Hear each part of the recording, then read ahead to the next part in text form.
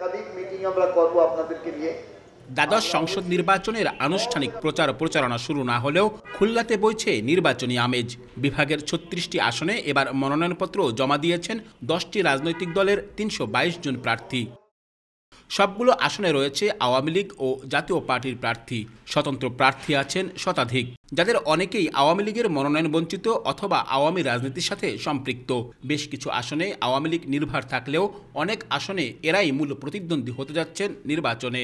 একটি প্রতিদ্বন্দ্বিতামূলক জনগণ তার পছন্দ মতো নেতা প্রার্থীকে যাচাই বাছাই করে, এইটাই আমাদের মূল লক্ষ্য। তৃণমূলের কর্মী তারা ভীষণভাবে অবহেলিত। তারা আমাকে অনুরোধ করছে নির্বাচন করার জন্য, সেই জন্য আমি নির্বাচন করছি। খুলনা বিভাগে হেভিওয়েট প্রার্থীদের মধ্যে আছেন সদ্য রাজনীতিতে নাম লেখানো সাকিব আল হাসান, আরেক তারকা ক্রিকেটার মাশরাফি, কেন্দ্রীয় আওয়ামী লীগ নেতা মাহবুবুল আলম হানিফ, জাসদের সভাপতি হাসানুল হক ইনু, বঙ্গবন্ধুর দুই ভ্রাতুষ্পুত্র শেখ হেলাল ও শেখ সালাউদ্দিন জুয়েল। সবাইকে সুযোগ দেওয়া হয়েছে মনোনয়ন সাবমিশন করার, এবং যার ফলে কিন্তু সারা দেশে একটা উৎসবের আমেজ তৈরি হয়েছে।